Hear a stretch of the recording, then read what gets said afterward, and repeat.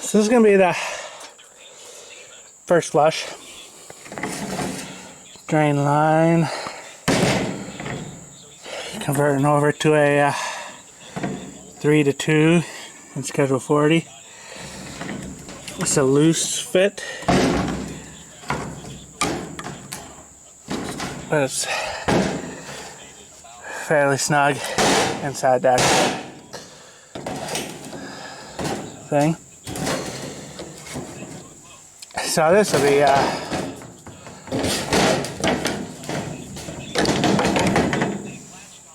piece of drain pipe in there, and then a little sliver of this in between the drain pipe and this, and then glued.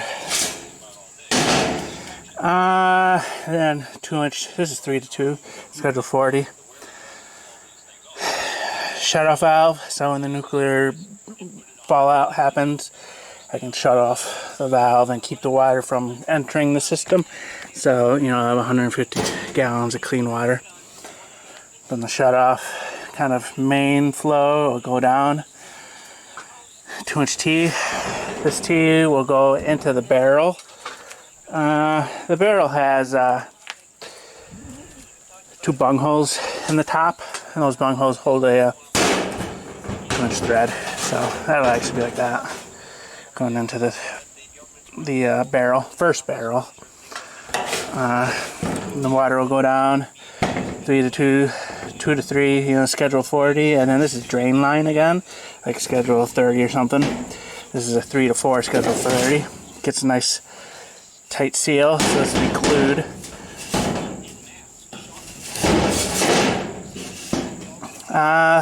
And then this will go to a length of this right here. So it's got all of this, you know, which will put it down to like right about here, this height, you know. So this will be cut out of this, maybe like a 5 or 6 foot section of this drain line. So this will actually be like 5 or 6 feet. I'm just using this for, like, you know, my coupling kind of things. Inside this though, this is a little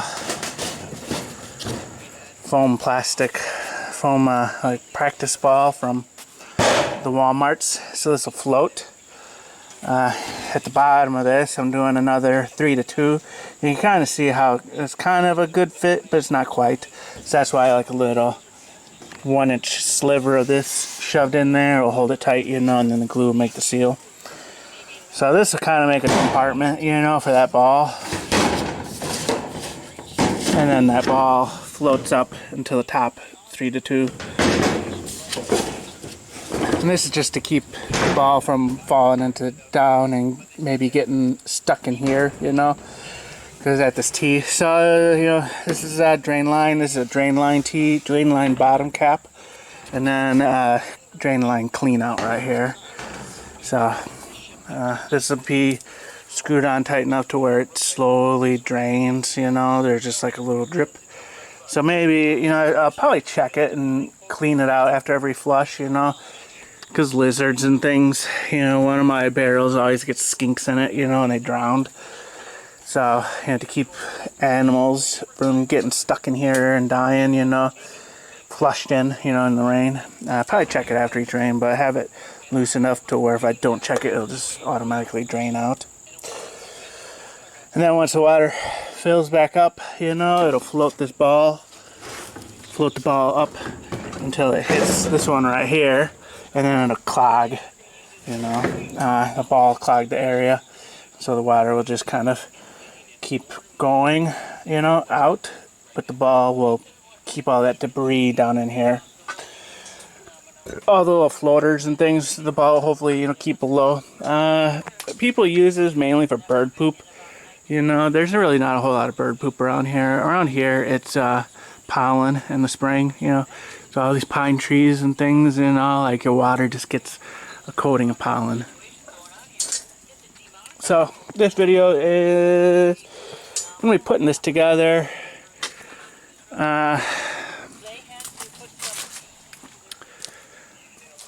Got some wire, so I'm just gonna do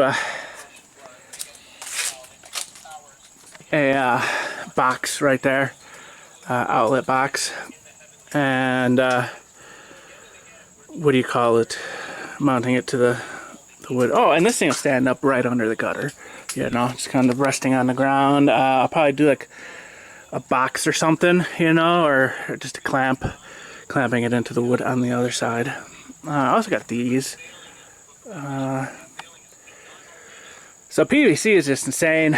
I'd have to check, but these things are like $90 a pop now. Schedule 40, 4-inch Schedule 40, $90 a pop.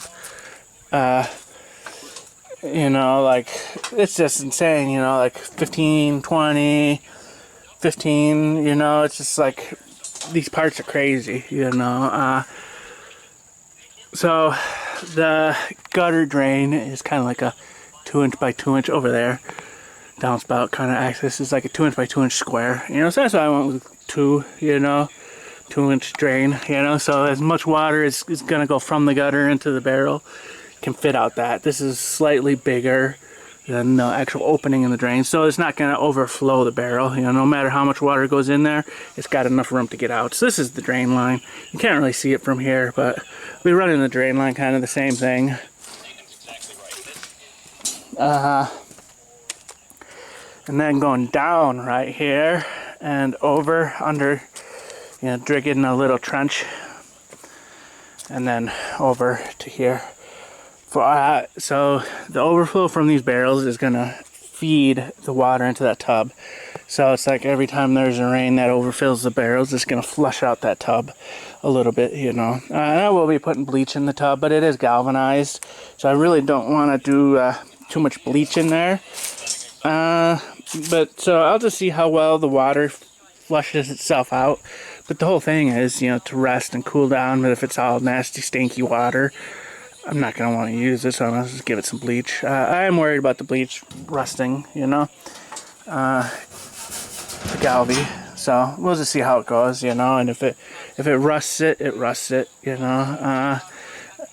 I just won't use it as a tub anymore, you know, because I'm not going to go taking a bath in skinky water, and if it rusts out, it's not going to hold water, so it's kind of, I might as well try out the bleach if I need it, you know, and then if the bleach does it, you know. Anyways, so it's kind of, these are expensive, you know. I wouldn't have done it this way, you know. I would have maybe done 2 pieces of this water supply line, like the 3/4 supply line.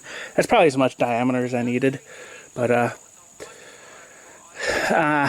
the prices of piping really threw me off. But then I got this as well for making my connections over there. So this is enough stuff right here to finish getting this going, getting the power and water run through this stretch, you know, and then I can start on the second course, you know. It would just be too hard to work on otherwise. So that'll be this video, like wrapping up this kind of utilities. I have directed the Secretary of the Treasury to take the action necessary to defend the dollar against the speculators. I have directed Secretary Connally to suspend temporarily the convertibility of the dollar into gold or other reserve assets. All of the problems that we see today in the monetary system are a direct result of the decision made in August 15th, 1971, you know, to abandon a fixed link back to gold. What gold did is it provided discipline on governments, provided discipline on government spending. Under the old system, if you ran a budget deficit, then what would happen is gold would flow out of your country until there was a balance again.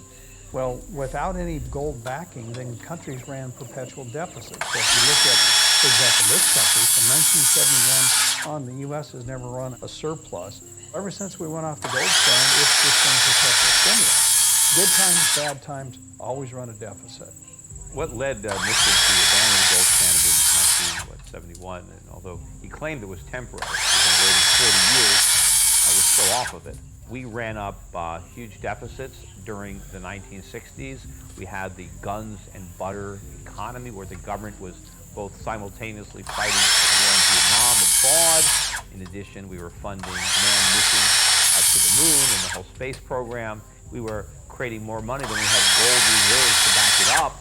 And a lot of our foreign creditors saw this and began to demand gold rather than their Federal Reserve notes, because they sensed that Washington simply didn't have enough gold to make its commitment to back the dollar.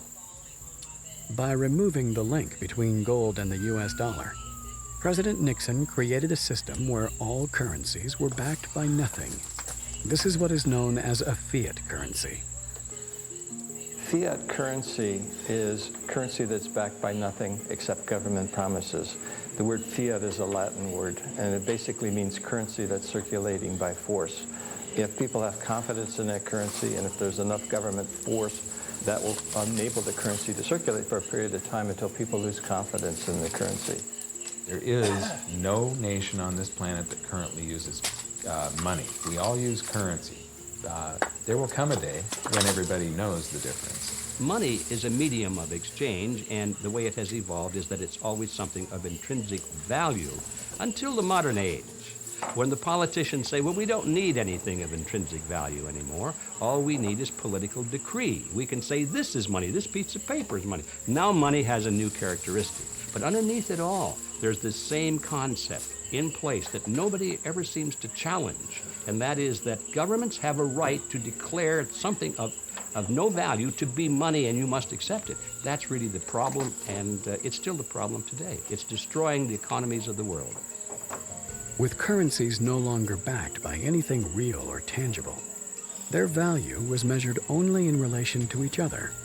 And because countries with relatively weak currencies can make products cheaply, countries devalue their own currencies to make them desirable trading partners. Every paper currency measures itself against the dollar. So if the dollar goes down, the other central banks respond to that, and they try and intervene in the foreign exchange markets to ensure that the impact doesn't hit their domestic economies. Without a fixed link to gold, the U.S. Treasury has been able to borrow and spend as much money as it wanted. When the U.S. government needs money, it takes out a loan with the Federal Reserve. The Federal Reserve prints the currency required for the loan, and in return, receives an IOU from the U.S. Treasury. These IOUs are called government bonds. With the money provided from these loans, or bonds, the U.S. government pays its bills and obligations. Meanwhile, the U.S. Treasury and the Federal Reserve work closely together to sell these bonds at auction, where foreign central banks, pension funds, and even individuals buy these U.S. government loans. And why wouldn't they? Loaning money to the U.S. government is virtually a risk-free investment. But if the loans are spent on bills and paying off previous loans, where does the government get the money to pay back the current loan and the interest that is charged on it?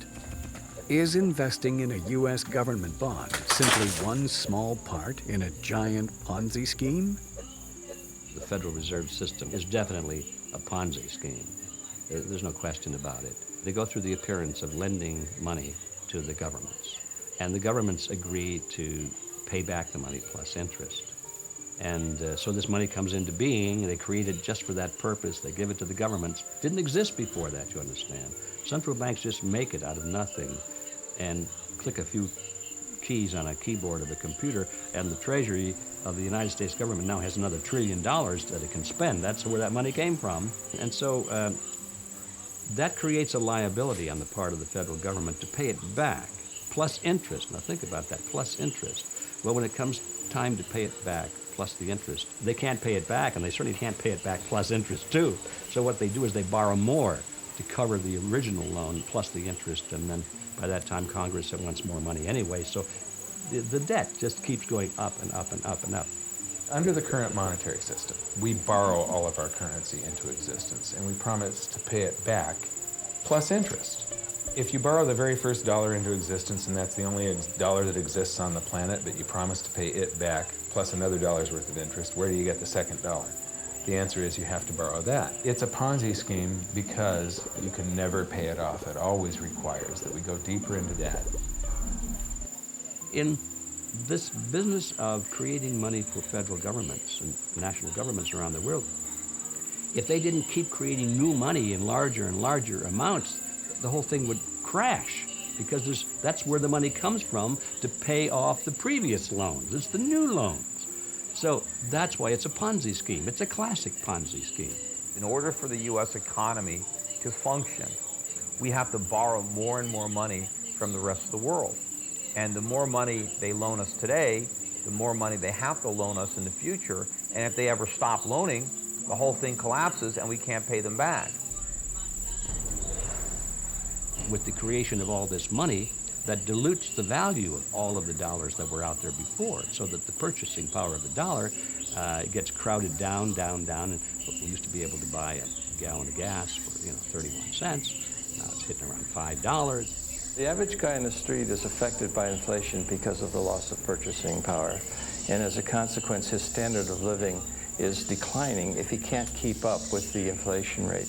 In many measures of a standard of living, Americans today are actually worse off.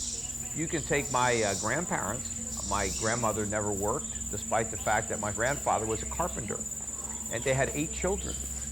Could a carpenter, somebody without even a high school diploma, just working in a blue-collar job, support a wife and 8 kids today? Oh, it's not a chance. And we went off gold backing of the dollar. What used to happen prior to that is the husband went to work, the wife stayed at home, raised the family.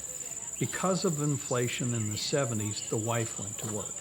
So now you had 2 incomes that were necessary to produce and buy the same goods and services. In the 90s, we stopped saving. The savings rate basically got down to 0 because people were spending. They couldn't save in order to buy the same goods and services. Then we got to the last decade. The wife was already working. The savings were down to 0. They borrowed money. And so we've gone from 2 earners getting rid of our savings rate to borrowing money to keep pace with inflation. Central banks try to say that 2% or 3% inflation is a good thing, and they make that a target. Well, it's still a tax. Why is 2% inflation or 3% inflation better for the country than no inflation? You'll be told, of course, that it's better than deflation, and you'll be told that people like to feel that their money or their jobs or their wages are going up by 2%, at least it's something. Well, in fact, that 2% is robbery, and what they get is going down by that amount. We are experiencing inflation these days. I mean, yeah, they say the CPI is up, whatever it is, 2 or 3%. I mean, anybody who's alive knows that inflation is well beyond that, probably running double digits. The purchasing power of the average person has been deteriorating drastically. But in order to disguise this, governments have been skewing the figures in their reports to make it seem as if inflation is much lower than it really is. There is this curious distinction made, which most people don't understand, between core inflation and headline inflation. The core inflation is the sort of basic 2% target, which doesn't matter. And the headline inflation is once you include all such things like energy prices and sudden tax rises and the rest. Well, the inflation rate is skewed. They use all kinds of contrivances to make the inflation rate look lower than what it really is. If the U.S. government were using the same CPI model that they did when President Carter was in the White House in the late 1970s, the inflation rate today in the United States would be 9 or 10%. That's how badly the currency is being debased. Now, the reason why they do that is there are a lot of inflation-adjusted responsibilities that the U.S. government has to pay out money to, for example, people on the Social Security system on an inflation-adjusted basis. If they keep the inflation rate low, according to their own statistic, that means they're paying out less. That means the government budget deficit is less. I think the guy on the street is He's kind of frustrated. They go, gosh, I went to college, I don't have a job, I can't get a job, I spent all this money, I've got student loans, it's costing me more to live. The Fed is telling me there's no inflation, yet I go to the store and I see the price of milk going up, eggs, meat. I pull into a gas station, it's costing me more for gas. They don't really understand how all this affects them on a personal level. And that's why I think they're frustrated, because there isn't an educational system that explains that, look, when you print money, when you have nothing backing it, and when you debase it, you have all the side effects that you see. Higher inflation costs, corruption, cronyism, all the things that have been in the headlines that we've seen over the last 4 or 5 years. The protest movements are an interesting phenomenon. A lot of people are terribly upset with Wall Street. They're upset what's happening to their purchasing power. They're upset with the news that they hear of the fact that the executives of these giant banks are getting $1 million bonuses at the same time they're dipping into the pockets of the taxpayers to get all this bailout money. And so they're angry. Unfortunately, people are demonstrating against the crisis, the economic crisis, and yet at the same time they're demanding more welfare, demanding more medical benefits, they're demanding more state control and regulation of their lives, they're demanding more money being created and pumped into the society. They don't realize that those are the very things that have brought them onto the street in the first place, in their anger. This is far from typical. I think this is the end game. I think what we're experiencing now are the pains of the 40-year experiment in fiat currency coming to an end. And it is an absolute failure, not only for America, but for the entire world.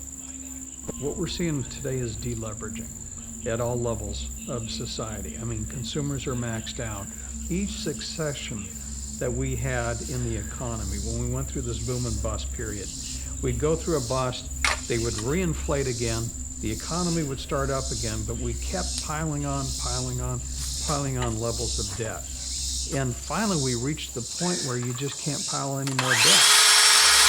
Banks are no longer willing to give out credit so freely, and many people are more concerned with paying off existing debt as opposed to taking on new debt. While this is prudent, sensible behavior, it's also a serious threat to the global economy. Having set itself up as a giant Ponzi scheme, the global economy is reliant on more and larger debt being issued to keep itself functioning. If you try to just live within your means and get by with just the amount of dollars that we have today, paying the interest on them collapses the currency supply. And so we continually have to borrow more units of currency into existence every month than we extinguish by paying off debt. The system as it's been presently structured is that they have to continue expanding the money supply, otherwise the system is going to die. Politicians and pundits talk about living within our means and paying down the debt. You can't do that without collapsing the entire economy. It would just vanish into this black hole. All the politicians are in a situation where if they don't come to the rescue, we could just have an overnight shutdown, which they can't ever imagine happening while they're in power. So there's always this wish to move it on and, as you know, the expression, kick the can down the road, which is really what we're doing. But the problem is we've run out of road. You know, there is no place to kick the can anymore. We've got to deal with the can, and it's not simply a can, because every time we kicked it down the road, unfortunately, it got bigger. So now it's an enormous can, and you know, it's going to crush us. 2009 and 2010, what happened was the crisis was papered over through bailouts, guarantees, money printing, expansion of the money supply, et cetera. And governments can do that. I mean, don't underestimate the ability of governments to dictate results in the short run. But in the long run, none of the problems are solved. The bad debts are still there. The banks are still insolvent. The banks are not lending. The economy's not growing. So we haven't really solved anything. By buying their way out of these crises, by creating money out of nothing and flooding it into the economy and diluting the purchasing power, they're not really solving the problem. What they're doing is pushing it off a little bit into the future and making it worse. Now, do we keep going down this road? Do we print more money? I mean, the Fed balance sheet went from $800 billion to $3 trillion. Should it now go to $6 trillion? We had a $800 billion stimulus. Should we now have a $2 trillion stimulus? I mean, in theory, you could, but this is where people could lose faith entirely in the currency, and the currency could collapse. I think you're going to see a very rapid decline in the value of the dollar in a matter of days, whether it's 20%, 30%, 40%. A lot of people have been buying the dollar as a safe haven. You know, when they find out that there's no safety there, in fact, they need a safe haven from the dollar. I mean, right now the dollar is benefiting from the fear trade. Well, what if the fear trade is afraid of the dollar? Aside from causing an enormous amount of inflation, the Federal Reserve's reckless money printing exercises also run the very real risk of creating a worldwide loss of confidence in the U.S. dollar. I think a currency crisis is highly likely, but it'll be very difficult to know exactly what will cause it and when. I think it'll be something unforeseen. It could be a natural disaster, it could be a political shock, it could be just a general loss of confidence. It could be something as simple as a treasury auction that goes bad. There's no buyers, and all of a sudden the interest rate starts to go up. Then the financial players, the big hedge funds, start to react to it, dumping dollars. Then all of a sudden you have foreign central banks that begin dumping dollars, get me out. And when that happens, just like that. At some point, just like all Ponzi schemes, the participants wake up to the con. They don't want to participate anymore, and the whole thing implodes. Now, you know, when private factors, when people who are voluntarily participating, foreigners, foreign central banks, when they stop buying, the one difference is the Federal Reserve can come and supply the demand for the people who are waking up to the Ponzi nature of what we're doing. But of course, when the Fed becomes the only buyer, that's the end game, or be the beginning of the hyperinflation. Hyperinflation is a rapid increase in the inflation rate, so much so that people lose faith in the currency, and you see what is in effect a flight from the currency. What happens is the government spends so much money forcing it to borrow. It gets to the stage where it's borrowing more money than the market is willing to lend to it. The central bank then steps in and turns that government debt into currency. The great question is, and I don't know the answer, is at what level of inflation, 5%, 10%, 15%, 20%, do you start to panic? All I know is when that level comes, everybody panics together. Consequence of a hyperinflation is the price of goods and services rises very, very rapidly, and that feeds upon itself, causing people to get rid of the currency even more quickly. So you then have a situation where people go out and they buy things just to get the hell out of paper money. And paradoxically, that then starts driving and accelerating demand for paper money because they want more paper money to go and buy things. So you have this situation where the value of paper money starts collapsing in advance of its issue. In everyday life, you'll be scrambling from day to day to get tangible things. If you're thinking of buying one can of tuna, you're going to buy two, because you know that tomorrow or even later on that day or the next hour, that can of tuna is going to be costing you more. You're going to be scrambling to get anything that's tangible. This period is going to involve a lot of economic pain. A lot of people who are currently retired in America are going to have to get jobs. Their retirement is gone. It's been bankrupted because they put their faith in a Bernie Madoff type national Ponzi scheme. And of course, a lot of the property is going to decay if people are spending money on necessities. They don't have money to make the repairs necessary to maintain their properties. If the landlords can't collect rents from their tenants, how are they going to maintain their properties? How are they going to pay the taxes? So I think the whole economy is going to crumble beneath the weight of this runaway inflation. And of course, the initial reaction by the Fed will be to create even more inflation, to try to stimulate the economy by printing even more money, which of course is the source of the problem. If the US dollar hyperinflates, the implications are really profound, because you can go to a country like Zimbabwe and see the impact of a hyperinflation. But what happens when the world's reserve currency hyperinflates? We've never been in this situation before. It's impossible to predict what the outcome is going to be. But logic suggests that if the US dollar hyperinflates, most if not all of the currencies of the world will also have severe economic problems, because at the end of the day, the reserves of all of these currencies are basically dollars. There have been dozens and dozens of currency collapses since the end of the Second World War, and they all result from the same thing, bad policies, bad management. And the U.S. right now is pursuing bad policies. Central bank is doing a bad job managing the currency. As a consequence, it's inevitable that the dollar is going to collapse. It's on this road that I call the fiat currency graveyard. The markets, the private sector, however you like to decide it, people, they suddenly sort of move in a herd instinct. They suddenly sort of understand things. And this can happen overnight. I mean, it really can. So the timing of this is, I think, very difficult, if anything, impossible for us to say. But I would point out that there is the danger that, I use a metaphor, one morning we will wake up and find that we are in a very different world.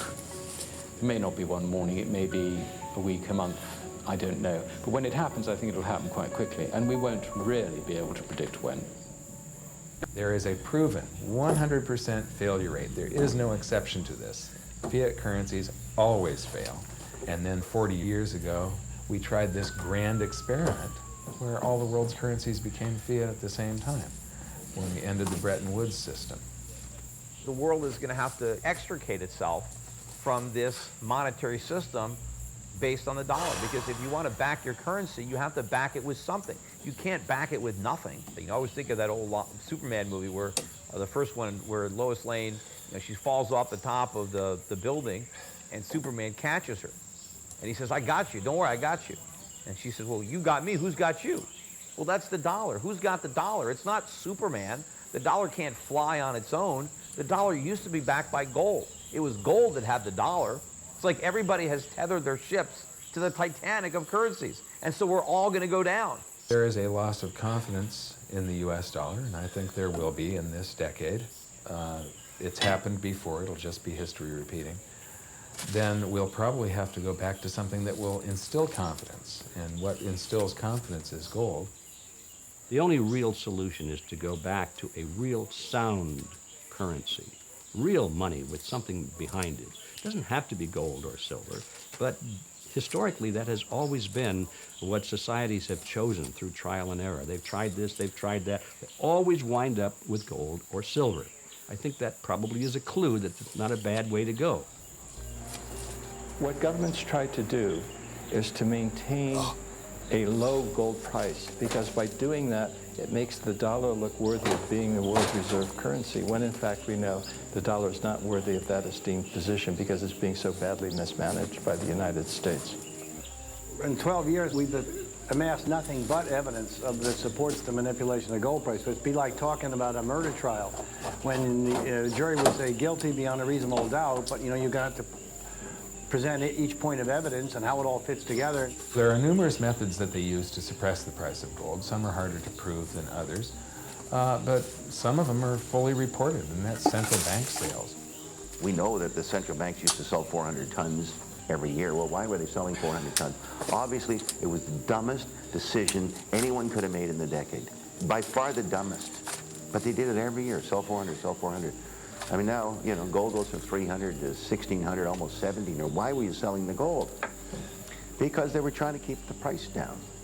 So it was a coordinated thing to keep everyone focused on believing in currencies.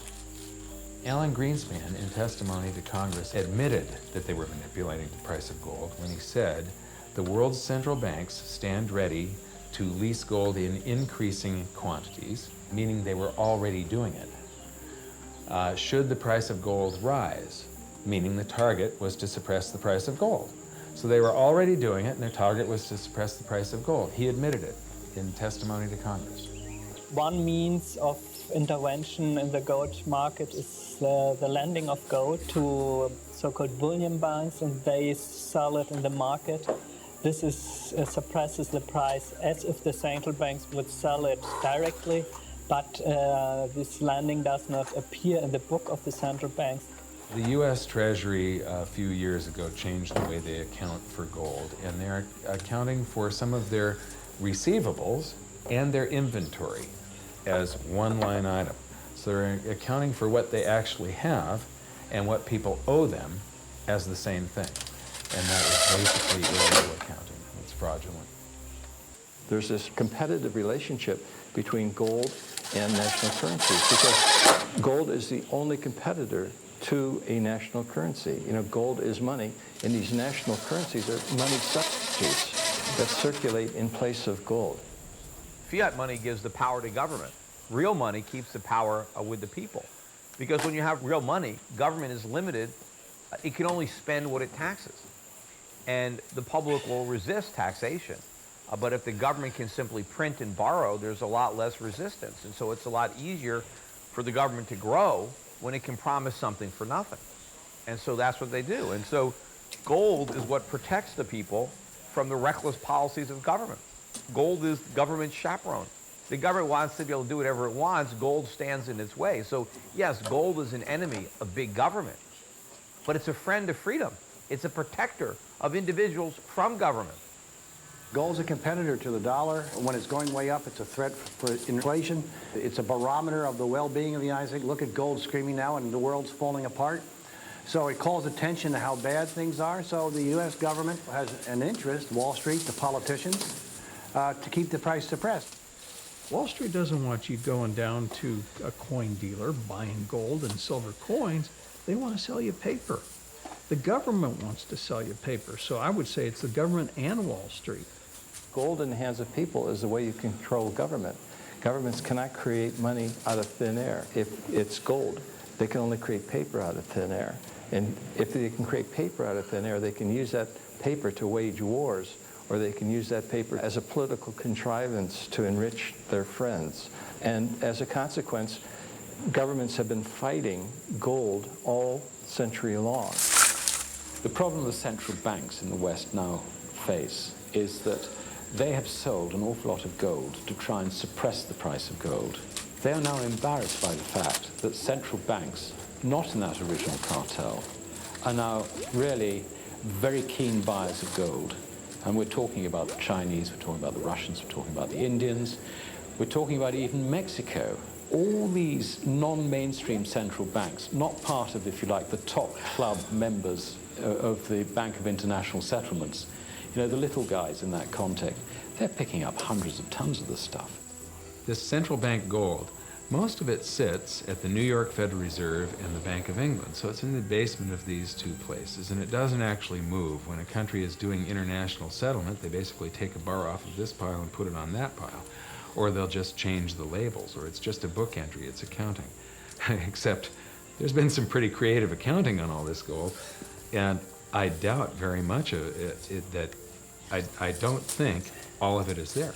The question remains, if everybody, especially the big players, wanted all of their gold delivered at the same time, it is physically impossible to do it. Most gold that exists on the planet, there's more than one claim on each ounce of gold. There's several people that think that they have title to that same ounce of gold. I have said many, many, many times, over and over again, if you can't hold it, you don't own it.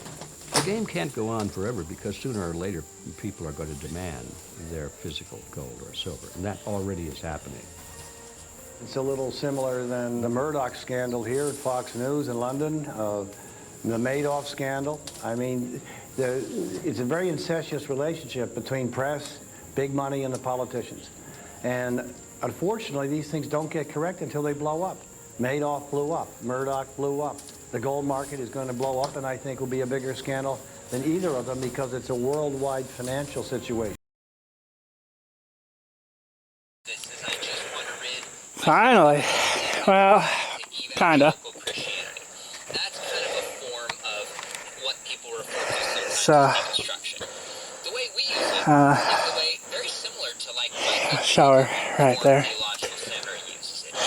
Do a outlet somewheres in the bathroom. It's good for now. Not glued. Just 4-inch. Any condensation that builds up in there can kind of leak out. It's really not going to pick up a whole lot of water through the rain. This is glued though. This 2-inch. So I need to get a coupling and some more glue for it, you know. So I can do that last little stretch right there. And none of that over there is glued because I didn't have enough glue for it, but I managed to get enough glue to do this. So then it goes down and then under. That seam is glued, but this is just loose fit in there. Tape to keep it from getting dirty. So once I got this once I got this perimeter footing done, I'll dig out this, you know, and shovel it, you know, big pile in the center, and then do a pad over it, you know. But so once this is dug out, you know, I'll do this final connection going over. But this is temporary until I get the footing in. So the 4 inches of raceway for the power. Wow. So I got a bunch of wire left in the water. That cord now, I got the wire run. Yellow jacket on my hand. I'll bring it into there. And I got a outlet and a cover over there. Completely abandoned Christianity. So those are two common examples that people are talking about today, but there's probably literally dozens and dozens of such beliefs and experiences. What are some of the common boundaries that people today cross, Sean, that take them out of orthodoxy? That Nice little toad hiding out.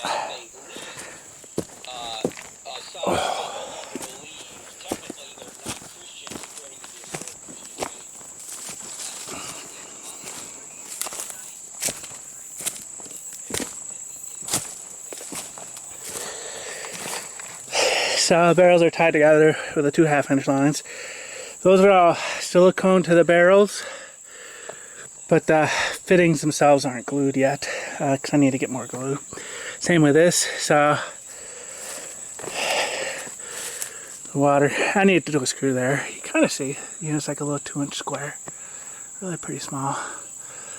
Water comes in as long as the valve's open. It's open, going that way, you know. It'll flow down. That little ball sits right around there, you know. As it fills up, that ball will raise. This is like probably close to 5 gallons, you know. The ball gets stuck right here. Then the water raises, starts filling right here.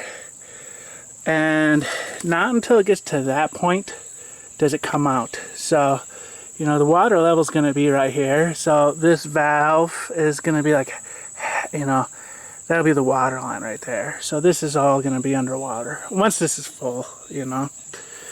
Because of the height, I couldn't go into the top in one of those.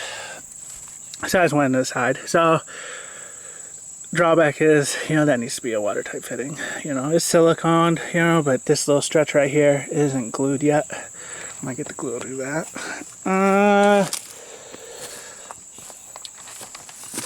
I got the power in the house, just loose fit. It's not connected yet to the supply, so it's not hot. You know, I'll make this connection, put on, oh, there it is. The cover, the outlet and the cover. I don't know why I would need electricity here. The only reason would be if I want to run an electric pump. You know, if I wanted to pump this water up onto the roof, or if I do a water tower.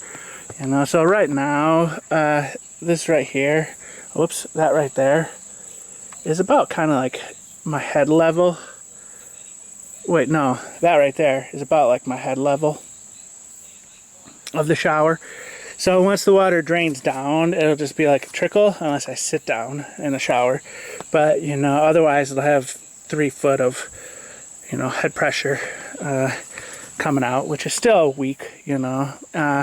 It's good enough though, but if it's not good enough, I could always, with that outlet, just pump it up, you know, onto a little platform or onto the roof, you know, do like a little water tower.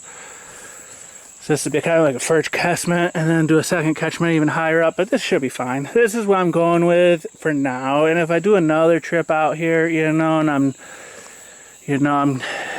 putting in my solar panels and really up in that game, you know, I might upgrade this at that point. But for this trip, this is fine. This is a lot better than what I've been doing, just standing there, you know, with the hose at about, you know, head pressure height, you know, of the water current thing, you know. It's still enough pressure, you know. That's what I've been doing. It's been real nice pressure down here, but I've showered with this much pressure. So, and you know, this goes there, and it just needs that last little thing. So the water comes in, fills these things all up until that point right there, and then from that point right there, it starts draining out the overflow. And you can kind of see it's like, you know, that 2-inch square versus a 2-inch pipe. You know, the 2-inch pipe's a little bit bigger. So, and then when I get the metal watering trough down here, right now it sits up there. Old co-worker, and I might go back to work for that company if they get another like mobile home court to remodel. You know, and it's like 6 months worth of remodeling. I'll probably go back there. So I might be his co-worker again, but he gave me that metal watering trough to go right there. This will feed into it, you know, I'll have to drill a hole into it and all that. And then an outflow as well. So this is as far as I can get because I need the glue and the coupling. Oh, and I will be putting a cap like that, doing kind of the same thing over there. And then drilling the holes like this, and then cutting it with a skill saw, so I can just, you know, clamp it on to the tube over there, give it some screws, call it good, you know, so I can retrofit, you know, the cap on. But this is a good stopping point for the utilities for now, because there's so little, it's not worth recording it, you know, doing a nice little stretch and gluing it. And then the next thing is once the framing's in, you know. So this is it for the utilities. And it'll be doing concrete now. I got like 32 bags of concrete, you know, going to town to get some plumbing stuff. I pick up 7 more bags, going to town for this, pick up 7 more bags, you know. So I got enough for like 7 of these little, you know, sections, you know, about 5 bags per section. So next we'll just be doing the concrete, you know. Just probably doing this whole little stretch. I might have enough to do that. I almost forgot to mention, kind of see, you know, guy has a slight rise right there, large rise right there, and a slight decline right there. So this right here is kind of like the highest point, and it could get airlocked. Being so low of pressure, water pressure, it may not have enough power, water pressure wise, to push the air through, you know. And if it doesn't, I'll just hook up the shop vac at the end to suck that air out. But one thing, you know, if I didn't want to do the shop vac thing, I could put a T right here and have a riser going all the way up, you know, higher than the outflow. You know, if I did a riser right here, that would allow that air to escape, you know, and you wouldn't have airlock. But doing it this way, there'll probably be some airlock right here, but nothing major, you know. I'm fine doing the shop vac maybe. Yes, that's it.